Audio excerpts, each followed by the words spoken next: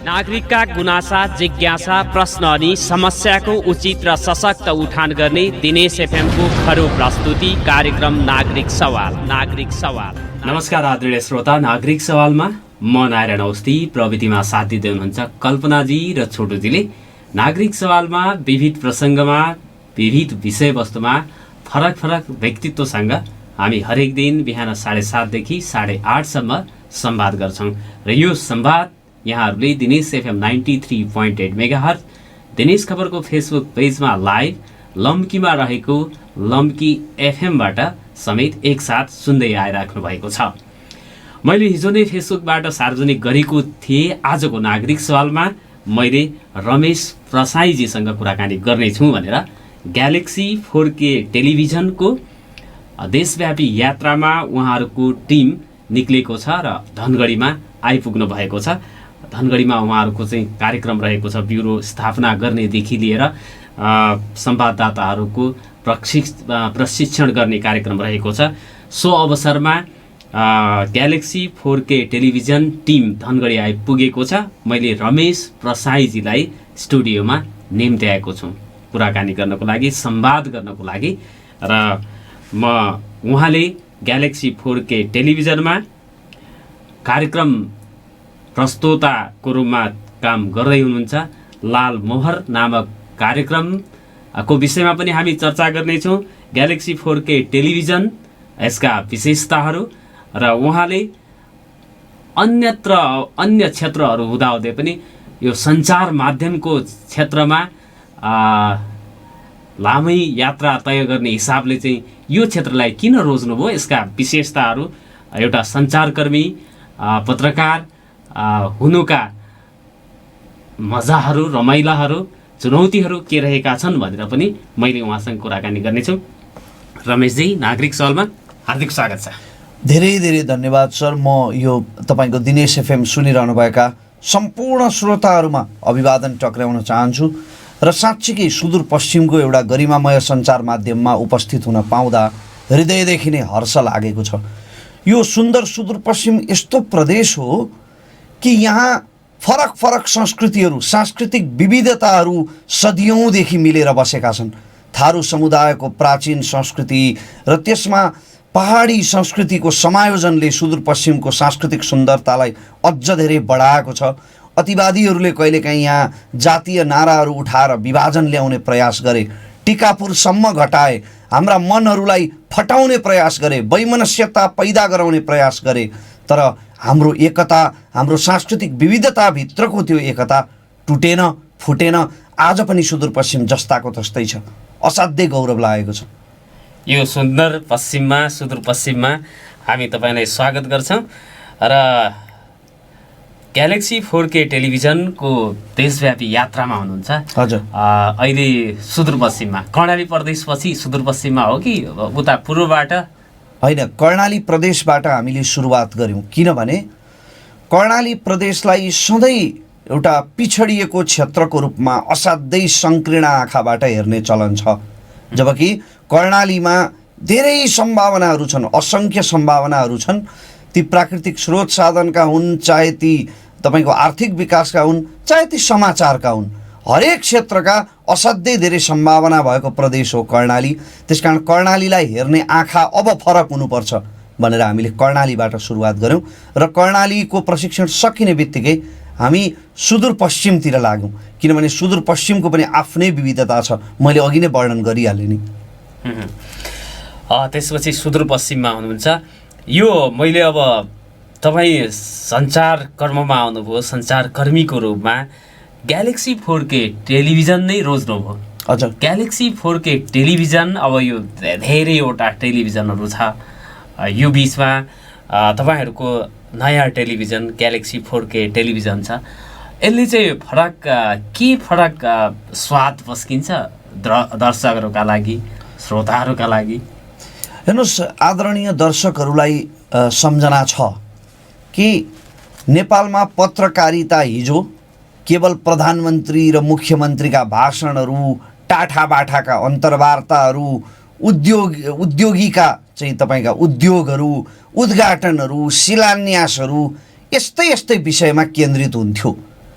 यहाँ यो देशमा सरकार जसको बनोस् अथवा जसको ढलोस्, आम भुइँ मान्छेहरूलाई खासै केही फरक पर्दैन। भुइँ मान्छेहरूका सरोकार बेग्लै छन्।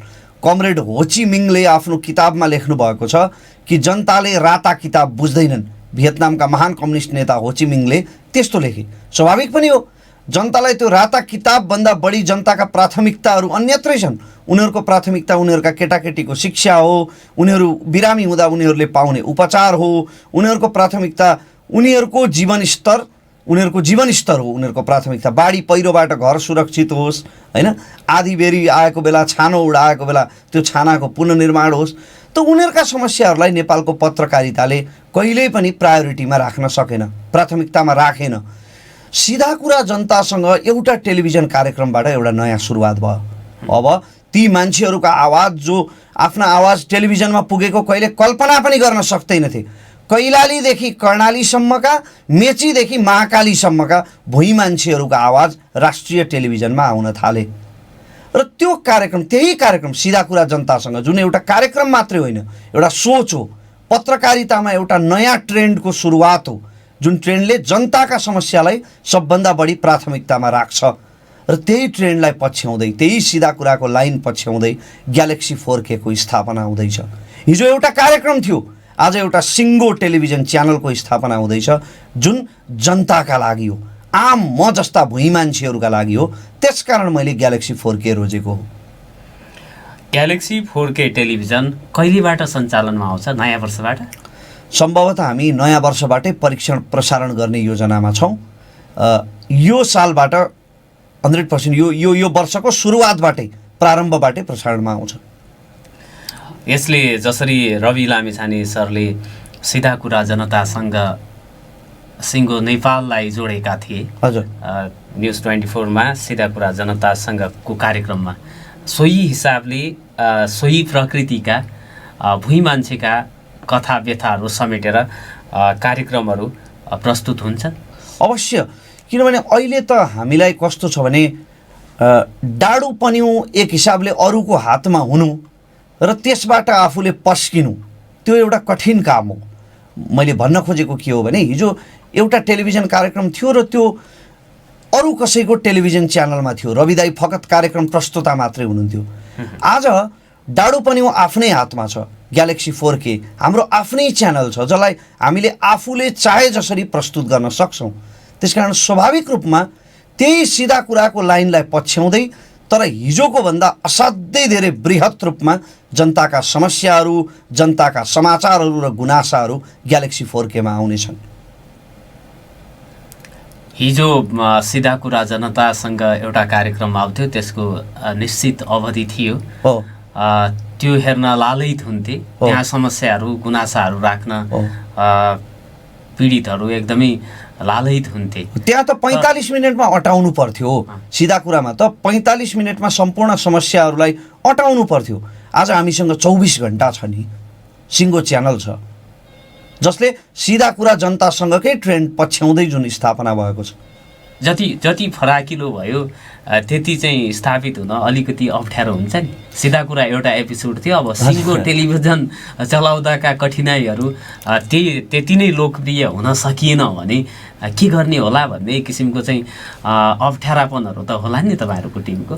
पहिलो कुरा त हामी लोकप्रियताको दौडमा छैनौँ, हामी लोकप्रिय हुने दौडमा छैनौँ, हामी इमान्दारिताको दौडमा छौँ कि हाम्रो काम अथवा हाम्रो समाचार सम्प्रेषण सन्तुलित होस्, हाम्रो समाचार सम्प्रेषण इमान्दार होस् र हामीले कहिल्यै पनि आफ्नो धरातल बिर्सिन नपरोस्। आज रवि लामिछाने अथवा सिधा कुरा जनतासँग अथवा रमेश प्रसाई किन यहाँ तपाईँको अगाडि आएर अन्तर्वार्ता दिइरहेको छ भने यो तिनै भुइँ मान्छेहरूको आशीर्वाद हो। ती साधारण मान्छेहरूको, कुनै पोलिटिसियन अथवा कुनै इन्डस्ट्रियलिस्टबाट पाएको विज्ञापनको कारणले हामी यहाँ छैनौँ। हामी ती साधारण मान्छेहरूको आशीर्वादको कारणले यहाँ छौँ र हामीले तिनै मान्छेहरूप्रति सबभन्दा बढी उत्तरदायी हुनुपर्छ। त्यसकारण हामी लोकप्रिय हुने दौडमा छैनौँ, हामी उत्तरदायित्वको दौडमा छौँ।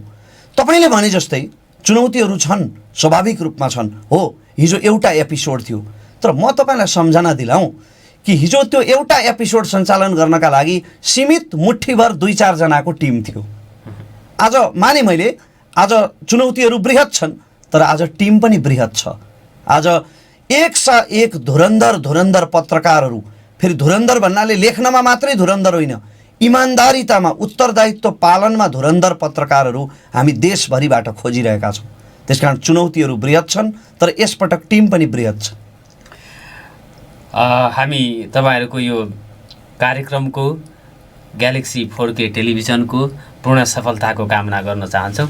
रमेशजी, तपाईँलाई अब हामीले पनि यो टेलिभिजनमै देखेको, यो फेसबुकहरूमा युट्युबहरूमा देखेको निकै राम्रो चाहिँ एउटा वक्ताको रूपमा तपाईँ अन्तर्वार्ता दिने मान्छे।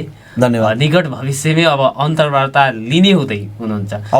दिँदै तपाईँलाई यो यी हौस्यायो कि अब टेलिभिजनमा जानुपर्छ, अरू कहाँ लिनुपर्छ भन्ने लाग्यो, अथवा यो सोचेर सम्झेर यो कर्म ठिक छ है, यसमा चाहिँ हरेक व्यक्तिका समस्याहरूलाई उजागर गर्न सकिन्छ भनेर तपाईँ स्वतःस्फूर्त रूपमा कार्यक्रम प्रस्तुताको रूपमा ग्यालेक्सी 4K टेलिभिजनको मेम्बर हुनुभएको? तपाईँले बडो रोचक बनाउनका लागि प्रश्नलाई करिब युट्युब च्यानलले जसरी नै प्रश्न गर्नुभयो होइन, युट्युबहरूमा अन्तर्वार्ता लिँदा यस्तो प्रश्न गरिन्छ। हेर्नुहोस्, हौसिएर कोही केही बन्दैन र हौसिएर कोही कहीँ पनि पुग्दैन। अति उत्साहित भएर अथवा ओभर कन्फिडेन्ट भएर कसैले प्रगति गरेका उदाहरणहरू हामीसँग छैनन्। कुनै पनि पेसा अपनाउनको लागि तपाईँमा त्यो पेसाप्रतिको जागरुकता हुनुपर्छ। र मलाई सञ्चार कर्मप्रतिको जागरुकता के हो भने, म हिजैदेखि अन्तर्वार्ता दिन चाहँदैन थिएँ के, म अन्तर्वार्ता लिन नै चाहन्थेँ, तर त्यो अवसर नपाएर हो, त्यो प्लेटफर्म नपाएर हो। किनकि म पनि तिनै भुइँ मान्छेहरूमा पर्छु जो मफसलमा बस्छन्, जसलाई तपाईँको एक महिनादेखि अर्को महिना गुजारा चलाउनको लागि एकपल्ट सोच्नुपर्छ, जसले वर्षमा 1-2वटा कोटै फेर्न पनि सोच्नुपर्छ। ती मान्छेहरूको तबकामा म पर्ने भएको कारणले गर्दा मैले त्यो अवसर, त्यो प्लेटफर्म पाइराखेको थिइनँ जुन मलाई ग्यालेक्सी 4Kले दियो। र जहाँसम्म अन्तर्वार्ता लिने अथवा सञ्चार कर्ममा लाग्ने रुचि कहाँबाट पलायो भन्नुभयो, मैले धेरै प्रश्नहरू गरेको थिएँ। मैले आफूले अन्तर्वार्ता दिँदै गर्दा पनि, यहाँलाई सम्झना होला अथवा मेरा भिडियोहरू उपलब्ध छन्, मैले विभिन्न विषयमा बोल्ने क्रममा विभिन्न प्रश्नहरू गर्थेँ, तर ती प्रश्नहरू सधैँ अनुत्तरित रहे। किनकि तिनीहरू मफसलबाट गरिएका थिए। ती प्रश्न एउटा साधारण मान्छेको हैसियतले गरेका थिए। अब म ती प्रश्नहरू आँखा जुदाएर हेड टु हेड गर्ने स्थितिमा छु सम्बन्धित सरोकारवालाहरूसँग।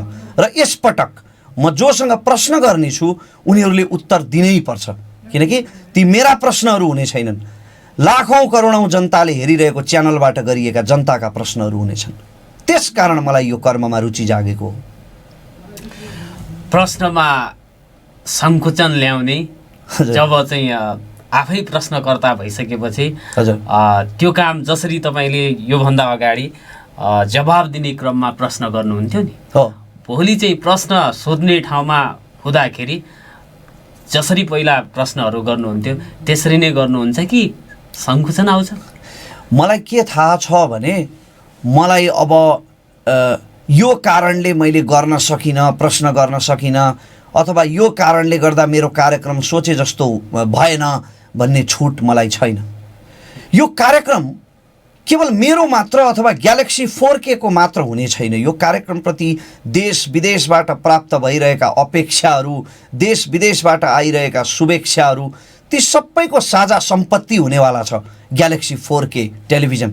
र अर्को कुरा, यो मेरा लागि मलाई किन पनि छुट छैन भने, हिजो पब्लिक स्पिकर नेपालमा म प्रतिस्पर्धा गरिरहँदा रमेशले जित्नै पर्छ भनेर देश विदेशबाट मलाई शुभेच्छा व्यक्त गर्ने मेरा शुभचिन्तकहरू, कैलालीबाट, सुर्खेतबाट, दोलखादेखि दैलेखबाट कुनै चिन्जान, कुनै नाता सम्बन्ध परिचय बिना बारम्बार मलाई कसैले मेरो अलिकति मात्रै आलोचना गरिदिँदा एकदमै धेरै आक्रोशित हुने मेरा प्यारा शुभचिन्तकहरू, उहाँहरू सबैको आशीर्वादको ऋण तिर्ने एउटा अवसर हो मेरो यो लालमोहर र यो ग्यालेक्सी 4K टेलिभिजन।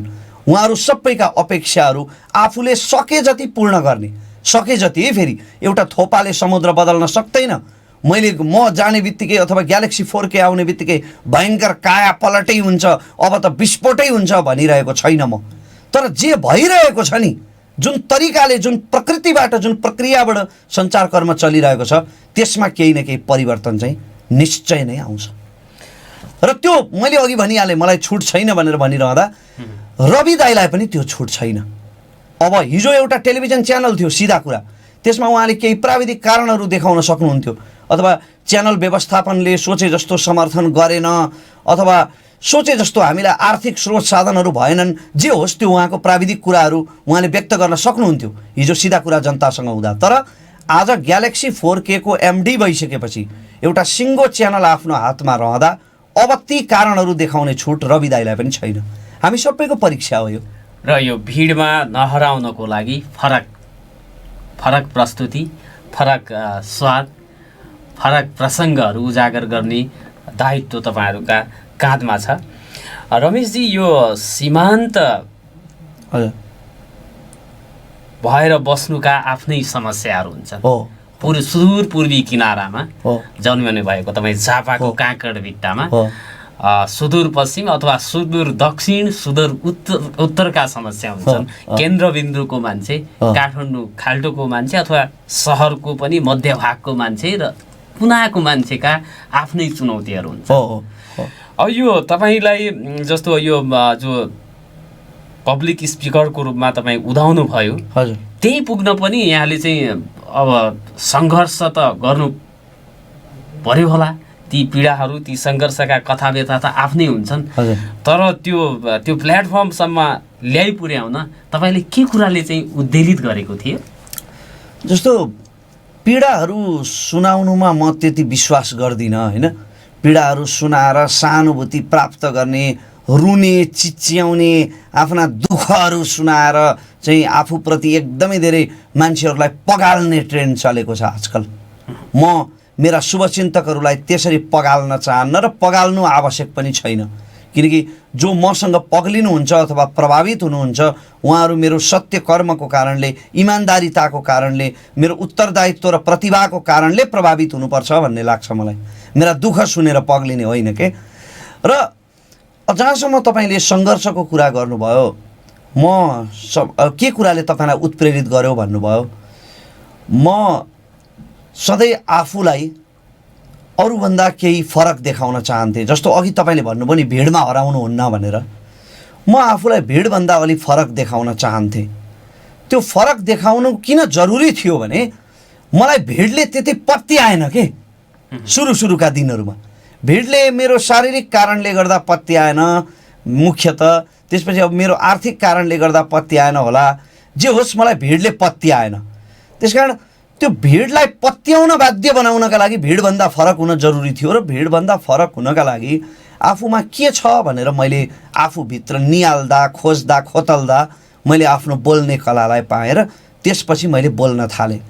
र जब म साँच्चीकै इमान्दार भएर बोल्न थालेँ, मलाई भिडले पत्याउन थाल्यो। र जब मलाई भिडले पत्याउन थाल्यो, त्यसपछि मलाई फेरि अब मलाई पत्याउन थालेर मात्रै मेरो उद्देश्य पुरा भयो जस्तो लागेन। मलाई त पत्यायो, तर त्यो पत्याएको सदुपयोग त मैले समाजका लागि गर्न सक्नु पर्यो नि होइन। आफ्नै निम्ति मात्रै म सफल भएँ अथवा म आफ्नै निम्ति मात्रै, यो प्रेरणा चाहिँ मलाई परोपकार पत्रकारिता गर्ने रविन्द्र मिश्र, अनि त्यसपछि पत्रकारिताभित्र परोपकार गर्ने हाम्रो MD आदरणीय दाइ रवि लामिछाने, उहाँहरूको प्रेरणाले मलाई के लाग्यो भने तपाईँले आर्जेको विश्वास, तपाईँले आर्जेको माया समाजका लागि पनि सदुपयोग हुनुपर्छ। त्यसकारण मैले अलिकति सामाजिक क्षेत्रमा पनि ध्यान दिन थालेँ। यो एउटा तपाईँको ऊर्जा जो आफै भित्रैबाट त्यो चाहिँ स्वतस्फूर्त हामीले चाहिँ सुरुवाती दिनमा पनि सुन्न पाएको, तपाईँका भिडियोहरू हेऱ्यो भने आफैभित्र ऊर्जावान र त्यो विषयवस्तुमा पनि एकदमै हरेक कुरा विषयवस्तुलाई बुझेर प्रस्तुत गर्ने जुन क्षमता छ, धन्यवाद, त्यो क्षमता आर्जन गर्न हजुर कस्तो अभ्यास आवश्यक पर्छ? त्यो क्षमता आर्जन गर्न सर्वप्रथम त तपाईँलाई आफूप्रति विश्वास हुनुपर्छ। तैँले सक्दैनस् अथवा तँबाट हुँदैन भन्नेहरूलाई जति सक्दो इग्नोर गर्नुहोस्, किनभने तपाईँलाई त्यही मान्छेले मात्रै तैँले सक्दैनस् भन्छ जो कि त तपाईँलाई खसाल्न चाहन्छ, कि त उसलाई यो विश्वास छ कि उसले आफूले सक्दैन क्या त्यो गर्न। उसले आफूले सक्दैन भने उसले के दिग्भ्रमित हुन्छ भने ऊ तपाईँले पनि त्यो काम गर्न सक्नुहुन्न। त्यसकारण दिग्भ्रमितहरूलाई इग्नोर गर्नुपर्छ, बढीभन्दा बढी सकारात्मक सोच्नुपर्छ। सकारात्मक सोच्ने कसरी भने तपाईँले आफूभन्दा बढी धनाढ्य, आफूभन्दा बढी सम्पन्न अथवा आफूभन्दा बढी प्रतिष्ठित पावरफुल मान्छेहरूलाई हेर्नुभयो भने सधैँ तपाईँलाई एक प्रकारको फ्रस्ट्रेसन जस्तो भइरहन्छ, एक प्रकारको ईर्ष्याले, इन्फेरियर कम्प्लेक्सले तपाईँलाई मानसिक रूपमा सधैँ पीडा दिइरहन्छ। तर तपाईँ ती मान्छेहरूलाई हेर्नुहोस् जो तपाईँभन्दा धेरै दुर्भाग्यशाली छन्, तपाईँभन्दा धेरै वञ्चित छन् जिन्दगीमा, तपाईँभन्दा धेरै उनीहरूले चाहिँ पीडा दुःख खपिरहेका छन्। त्यसकारण यस्ता मान्छेहरूलाई हेर्नुहोस् जसले ती पीडा दुःखहरू खपेर पनि ती पीडाहरूलाई चिरेर, चुनौती दिएर, पौठाजोरी खेलेर, ठोक्किएर, जुधेर आफ्नो जिन्दगीको नयाँ रेखा कोरे। त्यस्ता मान्छेहरूलाई हेर्दै गयौँ भने अनि हामीलाई स्वाभाविक रूपमा उत्प्रेरणा जाग्छ। उत्प्रेरणाले हामीभित्रको क्षमताको एक्सप्लोरेसन हुन्छ, उत्खनन हुन्छ र त्यसपछि हामी सफलताको यात्रातिर अघि बढ्छौँ जस्तो लाग्छ मलाई। एउटा अठोट व्यक्तिले दिनदिनै लिँदैन, कुनै मोडमा, कुनै अवसरमा एउटा अठोट लिन्छ जुन सञ्चार कर्ममा लाग्ने र सिधा प्रश्न शिर ठाडो गरेर चाहिँ सोध्ने, समाजलाई नेतृत्व गर्नेहरूलाई जसलाई प्रश्न गर्नुपर्छ त्यसलाई सही प्रश्न गर्नुपर्छ भनेर तपाईँलाई सिकाउने प्रेरणाको स्रोत त होला नि कोही न कोही, घरभित्रै, विद्यालयमै कोही होइन। मेरा प्रेरणाका स्रोतहरू प्रशस्त छन्। मेरो घर परिवार, मेरो परिवार सधैँ किन मेरो प्रेरणाको स्रोत भइरह्यो भने मेरो परिवारले मलाई मेरो कमजोरी महसुस गराएन, बरु सधैँ मेरो परिवारले मलाई प्रेरणा दिइरह्यो। मेरो परिवारले मलाई कहिल्यै यो गर्न सक्दैनस् भनेर मलाई मेरो घरभित्रबाट भनिएन। त्यसकारण पनि सायद आज म यहाँ भएँ होला। त्यसपछि मेरा शिक्षकहरू हुनुहुन्थ्यो, खिलप्रसाद शिवाकोटी जस्ता शिक्षकहरू जसले मलाई सधैँ प्रेरणा दिइरहनु भयो, जसले मलाई पढाइ मात्र रहनु भएन, म भित्रको प्रतिभा पनि खोतल्न सहयोग गरिरहनु भयो। त्यस्ता शिक्षकहरू हुनुहुन्थ्यो। मेरो साथी जीवन विष्ट, मेरो असाध्य अभिन्न मित्र। अघि यहाँ तपाईँको सम्पादक जनक विष्ट सरलाई भेट्दा मैले भने मलाई विष्टहरू असाध्यै फाप्छन्। मेरो साथी जीवन विष्ट जसले मलाई सामाजिक सञ्जालमा आउने बाटो देखायो, आफ्ना प्रतिभाहरू प्रस्फोटन गर्ने मार्ग देखायो। यस्ता धेरै मान्छेहरू मेरो जीवनमा छन्। सबैको नाम लिएर साध्य पनि छैन, तर ती सबैलाई म नमन गर्छु। उनीहरूको कारणले नै म यहाँ छु भन्ने लाग्छ। त्योभन्दा पनि बढी विश्वभरि रहनुभएका मेरा शुभचिन्तकहरू जसले सधैँ मलाई हौसला दिइरहनु भयो। 2050 सालमा जन्मिनु भएको तपाईँ हो। अब यो चाहिँ जीवनको यात्रा तपाईँको अब त्रिकोणात्मक तरिकाले चाहिँ अहिले अगाडि बढिराखेको छ। सञ्चार कर्ममा पनि औपचारिक रूपले पदार्पण गर्नुभएको छ, बिहेबारी पनि सम्पन्न भएको छ, पारिवारिक जिम्मेवारी, सामाजिक जिम्मेवारी, यो धेरै खाले जिम्मेवारी भएपछिको स्थिति मान्छेको र नहुँदाको स्थिति चाहिँ के हुँदो रहेछ? जिम्मेवारी नभएको मान्छे र लगाम बिनाको घोडा उस्तै हो। हुन त जिम्मेवारी लिने कुरा हो, फेरि जिम्मेवारी चाहिँ तपाईँलाई आइलाग्दैमा हुने होइन। जस्तो आज तपाईँको दुधे बालकहरू छोडेर अथवा ससाना बालबालिकाहरू छोडेर श्रीमानले परदेशबाट पठाएको धन लिएर अर्कैसँग फरार हुने श्रीमतीहरू पनि त छन् नि। श्रीमतीहरूमा मात्रै लागु हुँदैन, श्रीमानहरू पनि छन्। दुधे बालकहरू छोडेर श्रीमतीले परदेशबाट कमाएको धन सोहोरेर अर्कै सुन्दरी लिएर फरार हुनेहरू पनि छन्। दिनरात मदिरामा रल्लिएर चाहिँ लागु औषधमा रल्लिएर आफ्नो अमूल्य ऊर्जालाई, सर्वाङ्ग सम्पन्न हुँदाहुँदै पनि आफ्नो अमूल्य ऊर्जालाई कहिल्यै कसैको हितमा नलगाउने, अझ उस्तै परे त समाजमा बर्बरता प्रदर्शन गर्ने, अत्याचार गर्ने, व्यभिचार गर्ने अपराधीहरू पनि त यहीँ छन् नि। एउटी चेलीमाथि कुटपिट भइरहँदा रमिता हेर्ने नामर्दहरू पनि यहीँ छन्। यतै सुदूरपश्चिमतिरै घटेको हो क्या र त्यो घटना सायद। त्यसकारण जिम्मेवारी भनेको लिने कुरा हो। जिम्मेवारी तपाईँमा आइलागेर मात्रै हुँदैन। मैले मेरो इच्छाले लिएका जिम्मेवारीहरू हुने, मैले विवाह गर्ने मेरो इच्छाले गरेको निर्णय हो। र मेरो जीवनसाथीप्रति असाध्यै धेरै श्रद्धा छ, किनभने उनले एउटा बाल आश्रम सञ्चालन गरिरहेकी छिन् अभिभावकविहीन बालबालिकाहरूको लागि। उनले यो अनाथ भन्ने शब्दमा विश्वासै राख्दिनन्। अनाथ भनेको नाथ नभएको अनाथ हो, र नाथ अथवा ईश्वर त ती बालबालिकाहरूको पनि हुन्छ। त्यसकारण उनीहरूको संरक्षणमा हामीले भूमिका खेल्नुपर्छ भन्ने उनको विश्वास छ। त्यसकारण विवाह उनीसँग मैले आफ्नो इच्छाले गरेको, त्यो जिम्मेवारी मेरा इच्छाले लिएको, र सञ्चारकर्ममा आउने जिम्मेवारी अथवा ग्यालेक्सी 4Kमा लाल मोहर सञ्चालन गर्ने जिम्मेवारी पनि मेरा खुसीले लिएको। त्यसकारण यी जिम्मेवारीहरू मेरो इच्छाले लिएको हुनाले मलाई यी जिम्मेवारी ननिभाउने अथवा यी जिम्मेवारीबाट उम्किने छुट छैन। विश्वभरि रहेका शुभचिन्तकहरूको कारणले पनि त्यो छुट छैन। मेरा शुभचिन्तकहरूको आशीर्वादले यी जिम्मेवारी निभाउन म सफल हुनेछु भन्ने लाग्छ। खुसी साथ छनौट गरिएका चाहिँ अप्सनहरू हजुर मजाले निभाउन सकिन्छ त। आदरणीय श्रोता रमेश प्रसाईजी हुनुहुन्छ, उहाँसँग मैले कुराकानी गरिराखेको छु नागरिक सवालमा। दिनेश FM 93.8 मेगाहर्ज दिनेश खबरको फेसबुक पेज, लम्कीमा रहेको लम्की FM-बाट, मोबाइल एप्लिकेसन, अनलाइनबाट र dineskhbar.com हाम्रो युट्युब च्यानल रहेको छ। त्यहाँ गएर पनि यहाँहरूले जति बेला पनि यो भिडियोलाई हेर्न सुन्न सक्नुहुनेछ। उहाँसँग म बाँकी कुराकानी गर्नेछु। लालमोहर कार्यक्रम कस्तो हो, यसले कस्ता विषयवस्तुहरूलाई समेट्छ भन्ने कुरा त मैले गर्न बाँकी नै रहेको छ। अझै आधा घन्टा बाँकी छ। 8:15 तपाईँहरूका लागि मैले टेलिफोनको लाइन खुला गर्नेछु 091-410-216। रमेशजीलाई तपाईँहरूको कुनै जिज्ञासा छ, शुभकामना दिन चाहनुहुन्छ भने पनि फोन कल गरिदिनु होला भनेर अनुरोध गर्दछु। व्यापारिक विश्रामपछि पुनः संवाद गर्नेछु। नागरिक सवालमा कुराकानी गर्नको लागि रमेश प्रसाईजी हुनुहुन्छ। ग्यालेक्सी 4K टेलिभिजनमा लालमोहर कार्यक्रम उहाँले सञ्चालन गर्नुहुनेछ।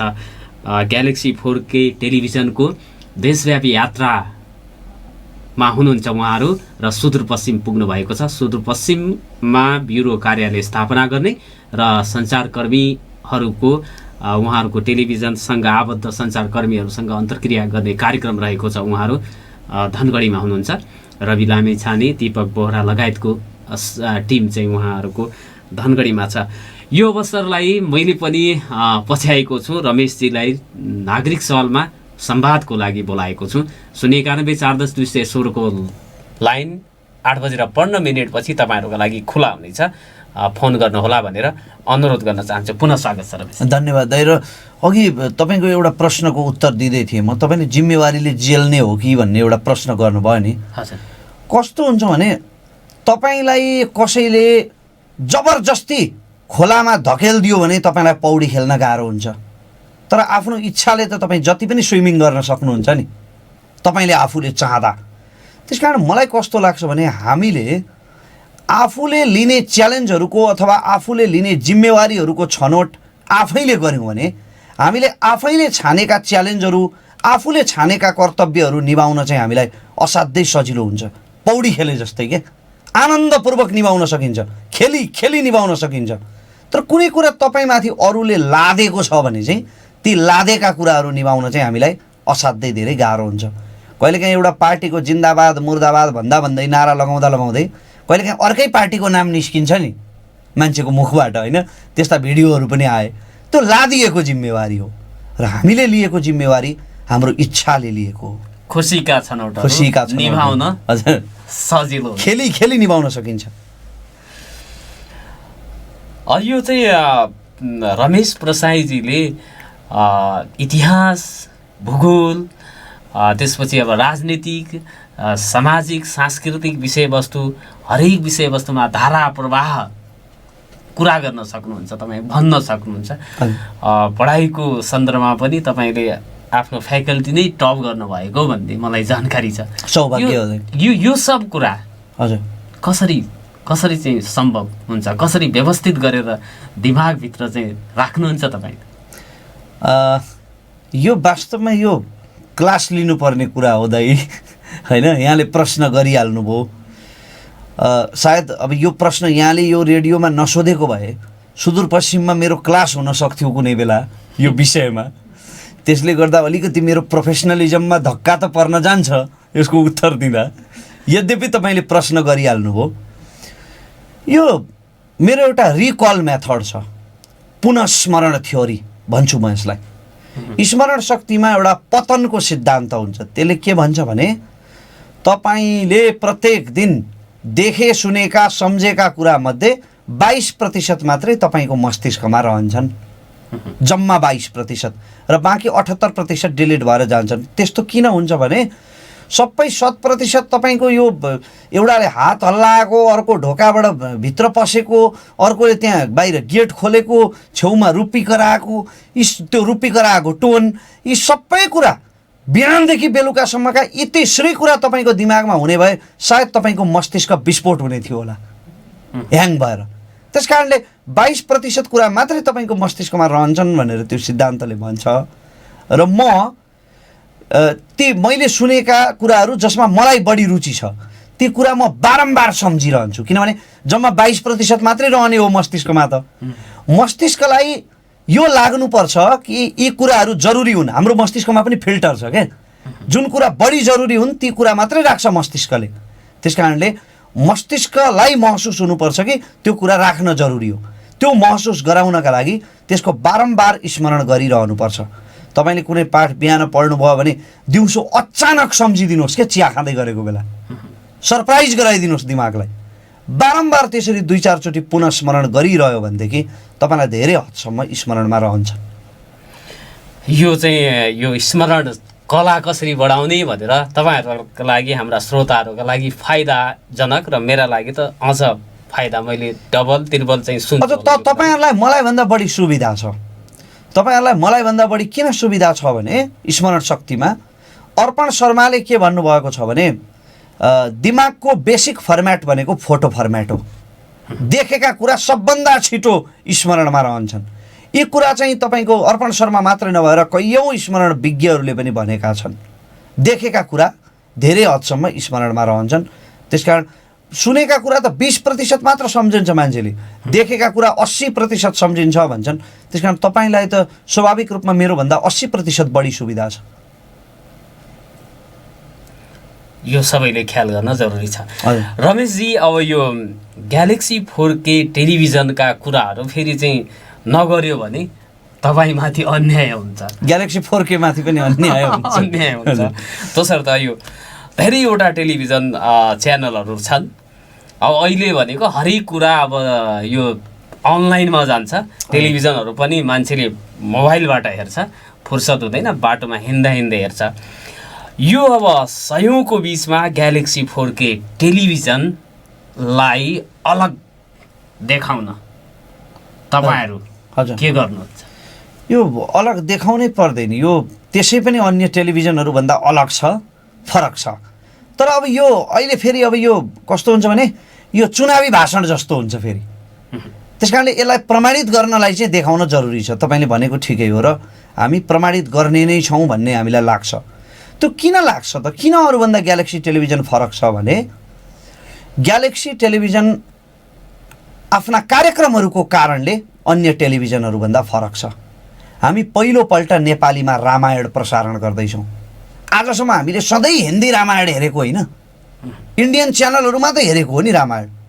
कुनै पनि च्यानलले नेपालीमा रामायण उपलब्ध गराएको थिएन। र यो फेरि रामायण सुरुवात हो। यो खालि रामायण मात्र होइन के, नेपालभित्र भएका प्रत्येक लोक संस्कृतिहरूलाई अथवा लोक ग्रन्थहरूलाई हामी नेपालीमा उपलब्ध गराउने योजनामा छौँ। थारू समुदायका लोककथाहरू, लिम्बू समुदायका लोककथाहरू, राई लिम्बू समुदायका, यहाँका आदिवासी जनजाति समुदायका लोककथाहरू, कति ठुलो खजाना छ नि यहाँभित्र। वास्तवमा भन्ने हो भने यहाँ हलिउडका फिल्म मेकरहरू कथा खोज्न आउनुपर्ने हो के, त्यति विघ्न कथाहरू छन्। ती सबैलाई हामी, ती लोककथाहरूलाई जसको भुइँ मान्छेसँग सरोकार छ, तिनीहरूलाई ग्यालेक्सी टेलिभिजनमा ल्याउँदैछौँ। ग्यालेक्सी टेलिभिजनमा फ्रेन्चाइजी सोहरू पनि ल्याइँदैछन्। किनभने हामी जति नै हाम्रो स्वदेशितामा जति नै गौरव भए पनि हामी अन्तर्राष्ट्रिय समायोजन बिना अगाडि बढ्न सक्दैनौँ। त्यही कारणले विदेशमा भएका फ्रेन्चाइजी सोहरू, त्यहाँ हिट भएका कार्यक्रमहरू पनि ग्यालेक्सी टेलिभिजनमा, ग्यालेक्सी 4K मा आउँदैछन्। त्यसकारण पनि ग्यालेक्सी 4K फरक छ, जहाँ स्थानीयदेखि अन्तर्राष्ट्रियसम्मका विषयवस्तुहरू, कार्यक्रमहरू हुने भए। यो एउटा पक्ष भयो। अर्को, समाचारको ट्रेन्ड मैले अघि भनिहालेँ। हामीले सिधा कुराको लाइन पछ्याइरहेको हुनाले भुइँ मान्छेहरू हाम्रो समाचारका प्राथमिकता हुनेछन्। प्रधानमन्त्रीले एउटा पुल उद्घाटन गरे, त्यो पुल उद्घाटन गरेको समाचार चाहिँ हाम्रो प्राथमिकतामा पर्दैन। त्यो पुल उद्घाटन गरेको चाहिँ सेकेन्डरी समाचार हो। प्राइमेरी हाम्रो प्राथमिक समाचार चाहिँ के हुन्छ भने त्यो पुल अहिलेसम्म कतिचोटि उद्घाटन भइसक्यो, कतिचोटि शिलान्यास भएर पनि त्यो पुल बनेन। यहाँ त मन्त्री, प्रधानमन्त्री, मुख्यमन्त्री फेरि पछि शिलान्यास गर्ने चलन छ नि। त्यो चाहिँ हाम्रो प्राथमिकतामा पर्छ। त्यहाँ कालीकोटमा एउटा जितेगढीको पुलको म बारम्बार चर्चा गरिरहन्छु। तपाईँको बिचमा पुल छ, वारी पनि गाडी चल्छ, पारी पनि गाडी चल्छ, बिचमा त्यतिको पुल चाहिँ हिँडेर तर्नुपर्छ अथवा फेरीमा तर्नुपर्छ। यस्ता खालका समस्याहरू जसले हामी जस्ता भुइँ मान्छेलाई अनावश्यक पीडा दिइरहेका छन्, यी समस्याहरू हाम्रो समाचारका प्राथमिकता हुन्छन्, जुन अरू टेलिभिजनमा छैनन्, हुँदैनन्, हुने गर्दैनन्। त्यसकारण पनि ग्यालेक्सी 4K फरक छ। र अर्को सिधा कुरा जनतासँग जस्ता कार्यक्रमहरू र लालमोहर जस्ता कार्यक्रमहरू जसमा गरेका प्रतिबद्धताहरू हावामा उडेर जाँदैनन्। आजसम्म अन्तर्वार्तामा गरेका बाचाहरू, कसमहरू, प्रतिबद्धताहरू हावामा उडिरहेका छन्। हामी हावामा उड्न दिँदैनौँ। हामी पछ्याउँछौँ ती बाचाहरूलाई, ती प्रतिबद्धताहरूलाई पूर्णतामा नपुगुन्जेलसम्म। त्यसकारण पनि ग्यालेक्सी 4K अन्य टेलिभिजनहरूभन्दा फरक नै हुन्छ। सिधा कुरा जनतासँग, सिधा कुरा जनतासँगकै नाममा आउँछ ग्यालेक्सी 4Kमा। स्वाभाविक रूपमा सिधा कुराको सर्जक नै रविदाई भएपछि, सिधा कुराको कल्पनाकार नै रविदाई भएपछि, सिधा कुराको लाइनबाट हामीले ग्यालेक्सी 4K स्थापना गरेपछि, म जस्ता धेरै व्यक्तिहरूले ग्यालेक्सी 4Kमा आउनुको मूल कारण नै सिधा कुरा भएपछि सिधा कुरा किन आउँदैन? अवश्य आउँछ। यो अब रामायण लगायतका जुन चाहिँ लोक संस्कृतिहरूलाई प्रस्तुत गर्ने सिरियलको माध्यमबाट भनेर चाहिँ भन्नुभएको छ। यो एउटा वर्गका लागि, अब त्यो सबै वर्गका लागि हुनसक्छ, तर फरक फरक वर्गको उमेर समूहका आधारमा त्यो छनौट कार्यक्रम हेर्ने छनौट चाहिँ फरक फरक हुनसक्छ। जस्तो गृहिणीहरूका लागि भारतीय टेलिभिजन च्यानलहरूमै भर पर्नुपर्ने अवस्था छ, बालबालिकाहरूले पनि त्यही छ। त्यो कुरालाई पनि सम्बोधन गर्नुहुन्छ यहाँहरूले? हेर्नुहोस्, यस्तो छ के भने नि, तपाईँका दुईटा प्रश्नहरू यहाँनिर आए। निश्चित रूपमा हामी समेट्ने प्रयास गर्छौँ, निश्चय पनि समेट्ने प्रयास गर्छौँ, तर त्यो सबैलाई एकैपल्ट समेट्न अलिकति कठिन हुन्छ। एउटा सुरुवात हो यो। अर्को कुरा चाहिँ के भने, यो यी जुन संस्कृतिका पक्षहरू छन् नि, यी उमेर समूहसँग मात्रै जोडिँदैनन् के। हाम्रोमा चाहिँ के चलन छ भने, यी लोककथाहरू अथवा यी शास्त्र कथाहरू त बुढाबुढीले हेर्ने हो नि। त्यही कुराले चाहिँ हाम्रो सांस्कृतिक हस्तान्तरण भइरहेको छैन के। त्यही कारणले गर्दा बाजे बोजूले मात्रै रामायण महाभारत हेर्ने कारणले गर्दा, अथवा बाजे बोजूले मात्रै यो होरी गाउने चलन छ नि थारूहरूमा, बाजे बोजूले मात्रै होरी गाउने कारणले गर्दाखेरि केटाकेटीले त्यो सिकिराखेका छैनन्। त्यसकारण हाम्रा बालबालिकाहरूलाई हाम्रो संस्कृति हस्तान्तरण गर्न जरुरी छ। बरु उनीहरूलाई कसरी आकर्षक रूपमा देखाउने हो, कसरी आकर्षक रूपमा सिकाउने हो, त्यो चाहिँ हामीले सोच्न जरुरी छ। तपाईँले भनेको कुरा सत्य हो। विभिन्न फरक फरक समूहका, सबै वर्गका मान्छेले, सबै उमेर समूह, सबै पेसाका, सबै जाति जनजातिका मान्छेले अपनत्व महसुस गर्ने च्यानलको रूपमा ग्यालेक्सी 4Kलाई स्थापित गर्ने हाम्रो प्रयास हुन्छ। ग्यालेक्सी 4Kमै लालमोहर भन्ने कार्यक्रमको तपाईँ प्रस्तोता। हजुर। त्यो कार्यक्रममा के कुराहरू आउँछ, कस्तो त्यसको कन्टेन्ट हुन्छ, विषयवस्तुहरू चाहिँ त्यसका के होलान् भनेर भन्न त मिल्छ होला नि? त्यसमा एउटा एलिमेन्ट अफ सरप्राइज भन्ने कुरा पनि राख्नुपर्छ। त्यो कार्यक्रमको प्रारम्भ भइसकेपछि अथवा कार्यक्रम प्रसारण हुन थालिसकेपछि मात्रै डिस्क्लोज भएको राम्रो हुन्छ। तर संक्षिप्तमा त्यसको विषयवस्तुमा चाहिँ जान सकिन्छ। लालमोहर सोसियो पोलिटिकल खालको कार्यक्रम हो। समाज र राजनीति, राजनीति भन्नाले त्यो फेरि पार्टीभित्र भएको किचोलो अथवा उनीहरूको आन्तरिक विवाद अथवा एकअर्कालाई लड्डु खुवाएका, केक काटेका प्रसङ्ग होइनन् क्या। त्यस्ता प्रसङ्गमा केन्द्रित हुँदैन लालमोहर। लालमोहर चाहिँ राजनीतिले समाजमाथि पारेका प्रभाव अथवा समाजमा रहेका समस्याहरू, स्थानीय क्षेत्रमा रहेका समस्याहरू, स्थानीय समस्याहरू, यस्ता विषयहरूमा केन्द्रित हुन्छ। र लालमोहरमा जनताका प्रश्नको उत्तर, खालि त्यहाँ एउटा प्रश्न गर्ने उद्घोषक मात्र हुँदैन। यहाँ चाहिँ उद्घोषक र एउटा अतिथि बसेर टाइम पास गरेर अन्तर्वार्ता सिद्ध्याइदिने चलन छ। त्यहाँ एउटा उद्घोषक र एउटा अतिथि मात्रै हुँदैन। त्यो अतिथिले जनताकै अगाडि उभिएर जनताले सोधेका जनताका प्रश्नको उत्तर दिनुपर्छ। उद्घोषक चाहिँ त्यहाँ सहजकर्ता मात्रै हुन्छ एउटा पक्ष। र अर्को पक्ष लालमोहरको के छ भने आज तपाईँले एउटा 45 मिनटको टक सो हेर्नुभयो, त्यो टक सोबाट तपाईँले के पाउनुभयो त भन्दा केही पनि पाउनु भएन। खालि तपाईँको 45 मिनट बित्यो। अलि राम्रो कार्यक्रम चलाउने रहेछ भने त्यो 45 मिनट गएको चाहिँ तपाईँलाई थाहा हुँदैन है, त्यति मात्रै प्राप्त हुने हो। तर लालमोहरले निष्कर्ष दिन्छ। भलै त्यो टक सो 2 घन्टाको बनाएर त्यसलाई काटछाट गरेर 45 मिनट मात्रै राख्नु परोस्, तर लालमोहरमा केही न केही निष्कर्ष चाहिँ आउँछ अन्तर्वार्ताको। र यो लालमोहर भन्ने बित्तिकै 10 वर्ष अगाडि यदि राजनीतिको कुरा गर्ने हो भने मैले सोचेको 10 वर्ष अगाडि प्रधानमन्त्री भएर फेरि चाहिँ प्रधानमन्त्रीको लाइनमा बसेको मान्छेलाई लिएर 10 वर्ष अगाडि ती व्यक्तिले गरेका चाहिँ बाचाहरू के थिए भनेर तपाईँहरूको लालमोहर त यस्तो थियो, अब के गर्नुहुन्छ भनेर देखाउनुहुन्छ? 10 वर्ष पनि लाग्न सक्छ, त्यो 10 वर्ष पनि पुग्न सक्छ। प्रतिबद्धताहरूलाई हामी कहिल्यै पनि खेर जान दिँदैनौँ। उनीहरूले गरेका प्रतिबद्धताहरू यदि 10 वर्षसम्म ग्यालेक्सी चलिरह्यो र 10 वर्षसम्म लालमोहर चलिरह्यो भने हामी 10 वर्षपछि पनि देखाउनेछौँ। चाहे तपाईँहरूसँग गरेका प्रतिबद्धता हुन् अथवा अन्यत्र, त्यो त प्रमाण त प्रतिबद्धता त प्रतिबद्धता नै हुन्।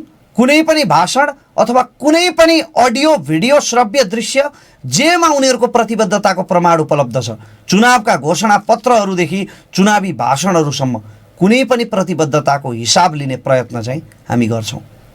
भनेपछि सियो जस्तो प्रवृत्तिमा बाँचिराखेका हाम्रा नेताहरूलाई त्यो प्रवृत्तिबाट पुनः फर्केर चाहिँ सोच्न काम गर्न बाध्य बनाउँछ लालमोहरले। हेर्नुहोस्, लालमोहरले प्रयत्न गर्छ। मैले अघि भने नि, यो लालमोहर आउने बित्तिकै अथवा ग्यालेक्सी 4K आउने बित्तिकै। रमेश सर, एउटा तपाईँको लागि टेलिफोन आएको छ। अवश्य सर। नागरिक सवालमा यहाँलाई हार्दिक स्वागत छ। नमस्कार, को बोल्दै हुनुहुन्छ?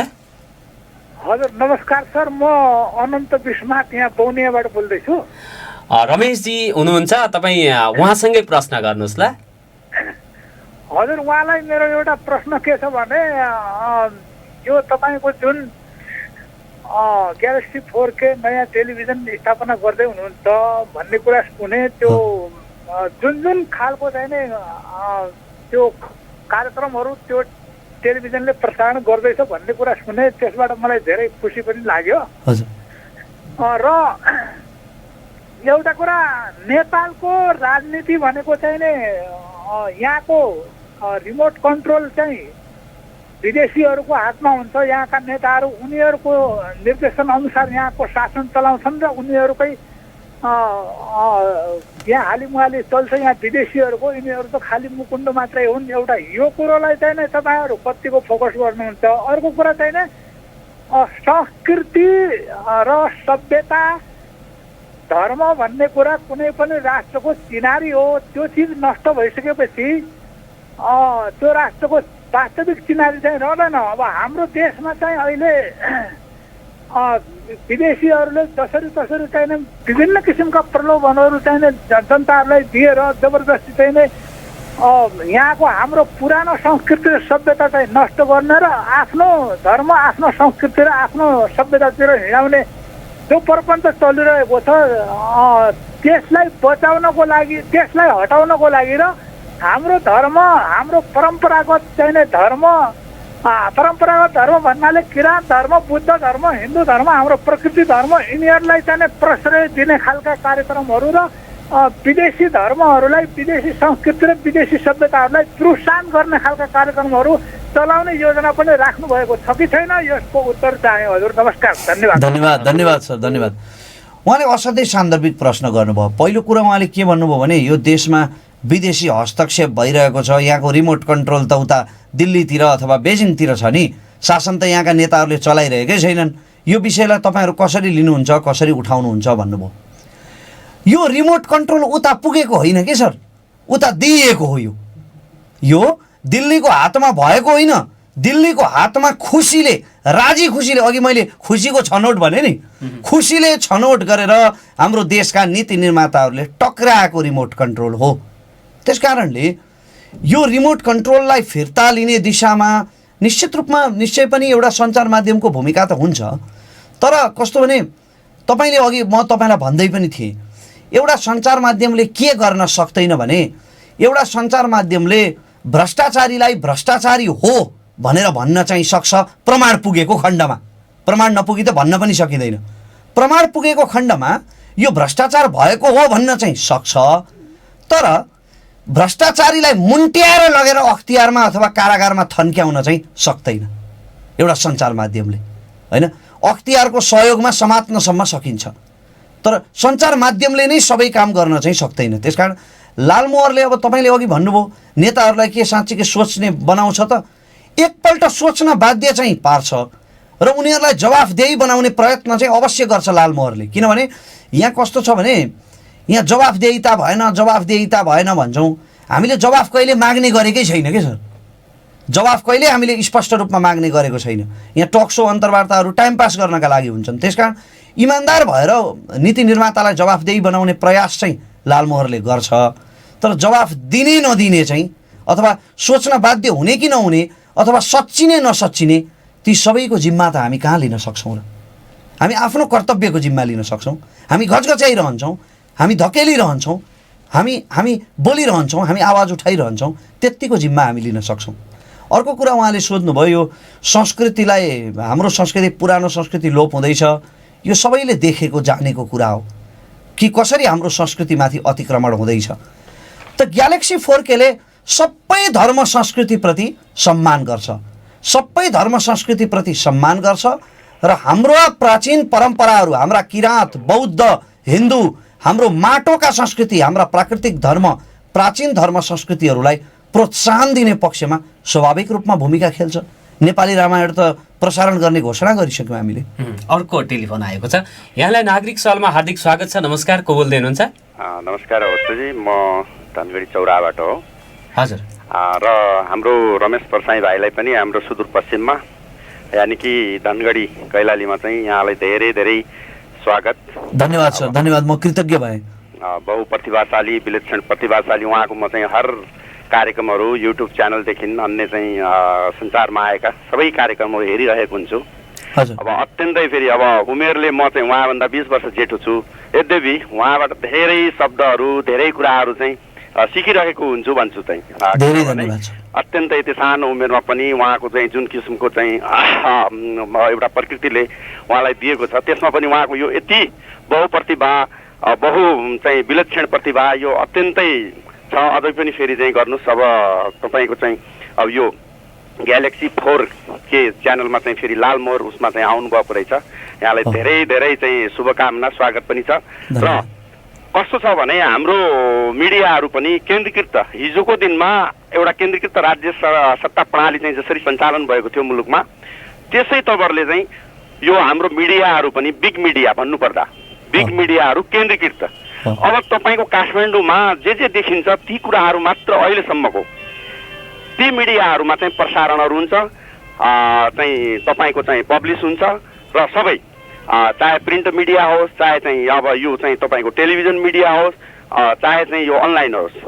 र यहाँ मोफसलका कुराहरू कस्तो हुन्छ भने मोफसलमा चाहिँ जसरी यहाँहरू आएर खोज खबरहरू गर्नुभयो, बेला बखतहरू 2 महिना 3 महिनामा आउनुभयो, त्यति बेला केही टिप्पणीहरू पाइएलान्। होइन भने अब यहाँ चाहिँ जस्तो किसिमको मोफसलमा उहाँहरूले चाहिँ एउटा प्रतिनिधि राख्नुभएको छ, प्रतिनिधिले जे पठायो त्यो मात्र प्रसारण हुन्छ, त्यो मात्र चाहिँ त्यहाँबाट पब्लिस हुन्छ। यसले गर्दाखेरि चाहिँ थुप्रै कैलाली जिल्लाको सन्दर्भमा भन्नुपर्दा यहाँ विकृति, विसङ्गति, अनियमितता, भ्रष्टाचार, तस्कर, गुण्डागर्दी, अत्याचार यो अत्यन्तै कैलाली जिल्लामा चाहिँ यस्तो किसिमको छ। यहाँका समाचारहरू अक्सर बिग मिडियाहरूमा चाहिँ बिरलै आउँछन्।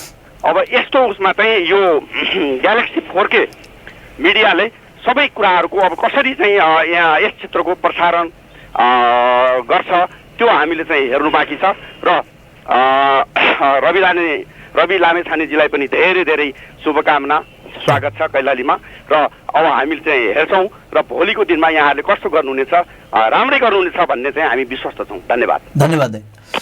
उहाँले सान्दर्भिक प्रश्न उठाउनु भयो। उहाँले के भन्नुभयो भने यो काठमाडौँबाट हेरेर कैलाली देखिँदैन, स्वाभाविक रूपमा हो। काठमाडौँबाट हेरेर कैलाली कञ्चनपुर देखिँदैन, दार्चुला देखिँदैन काठमाडौँबाट, त्यहाँका आफ्नै समस्याहरू हुन्छन्। एउटा प्रसङ्ग सुनाउँछु। अस्ति प्रशिक्षण दिँदाखेरि एउटा के भयो भने एकजनाले के भनेछन् भने काठमाडौँबाट त्यहाँको न्युज डेस्कबाट केन्द्रीय न्युज डेस्कबाट फोन गरेर आफ्नो यताको रिपोर्टरलाई, कैलाली रिपोर्टरलाई, ल यहाँ धनगढीमा एउटा यस्तो यस्तो घटना भएछ, कुनै समाचार XYZ यस्तो घटना भएछ धनगढीमा, रिपोर्टर रहेछ टिकापुरमा, ल त टिकापुरबाट धनगढी 15 मिनटभित्र गएर समाचार पठाइहाल त भनेर भनेछन्। अनि रिपोर्टरले के भनेछ भने एकचोटि टिकापुर र धनगढीको दूरी तपाईँले गुगलमा सर्च गरेर हेर्नुहोला भनेछ कि 15 मिनटमा कतिको समाचार पठाउन सकिन्छ कि सकिँदैन भनेर। त्यस कारणले हो, केन्द्रबाट हेरेर सबै स्थानीय क्षेत्रहरूलाई देखिँदैन र हामीले हाम्रा यहाँका रिपोर्टरहरूलाई, यहाँका जो हाम्रा प्रतिनिधिहरू हुनुहुन्छ, जो वास्तविक ग्यालेक्सीको अनुहार हो, यहाँ तपाईँले कैलालीमा देख्ने भनेको हाम्रो ब्युरो चिफलाई हो, हाम्रो हिक्मत रावल सरलाई हो, उहाँ ग्यालेक्सीको अनुहार हो। र हामीले उहाँहरूलाई के भनेका छौँ भने ग्यालेक्सीमाथि जनताको जति पनि अपेक्षा छ त्यसको भारी, त्यसको जिम्मेवारीको भारी चाहिँ आफ्नो जिल्लाभरि अथवा आफ्नो क्षेत्रभरि चाहिँ तपाईँले बोक्नुपर्छ, तपाईँले हामीलाई ब्रिफ गर्नुपर्छ भनेर हामीले भनेका छौँ। र अब ती पनि मान्छे नै हुन्, त्यस कारण तिनको पनि त्रुटि हुनसक्छ। हाम्रा रिपोर्टरहरू 100% सही नहुन पनि सक्छन्, 100% सही समाचार सम्प्रेषण हाम्रा रिपोर्टरहरूले नगर्न पनि सक्छन्। त्यस कारणले हामीले के भनेका छौँ भने हाम्रो फेसबुक पेज पनि हुनेछ, हाम्रा च्यानलहरूमा कमेन्ट गर्न सक्नुहुन्छ यहाँहरूले, र हामी ग्यालेक्सी टेलिभिजनको एउटा नम्बर, टोल फ्री नम्बर पनि सार्वजनिक गर्नेछौँ, जसमा तपाईँले सिधै हामीलाई, हाम्रो त पब्लिक रिपोर्टर हो सर, घर घरै रिपोर्टर हाम्रो, जतिले पनि हामीप्रति शुभचिन्तन शुभेच्छा राख्नुहुन्छ उहाँहरू सबै हाम्रो संवाददाता हो। त्यसकारण उहाँहरूले कुनै पनि विकृति विसङ्गति अथवा कुनै पनि त्यस्ता अन्याय अत्याचारहरू जसको समाचार हाम्रा रिपोर्टरहरूले नियतवश अथवा कारणवश सम्प्रेषण गरेनन् भने सिधै काठमाडौँमा हामीलाई टोल फ्री नम्बरमा सम्पर्क राखेर उहाँहरूले टिपाउन सक्नुहुनेछ। र ती समाचारहरू संवेदनशील भएमा स्वयं रवि दाई अथवा स्वयं म कैलाली कञ्चनपुर आउन सक्छौँ। र हामी कहिले पनि त्यो काठमाडौँमा डेस्कमा बसेर एसी रुममा बसेर देश देख्ने पक्षमा हामी छैनौँ। रवि दाई हिजोदेखि देश दौडामा डुल्दै आउनुभएको छ, उहाँ देशका कुना काप्चामा दार्चुलादेखि 70सम्म पुगेका भिडियोहरू सर्वत्र उपलब्ध छँदैछन्। त्यसकारण लालमोहर पनि देश दौडा गरेर गर्ने कार्यक्रम हो, काठमाडौँमा बसेर गरिने कार्यक्रम होइन। त्यसकारण हामी एसीमा बसेर देश देख्ने पक्षमा छैनौँ, हामी देश नै हेर्ने प्रयास गर्नेछौँ। तपाईँहरूको यो यात्रा एकदमै सफल सुखद रहोस्। ग्यालेक्सी 4K टेलिभिजन का सुरुवाती दिनदेखि नै यसले चाहिँ सफलता चुमोस्।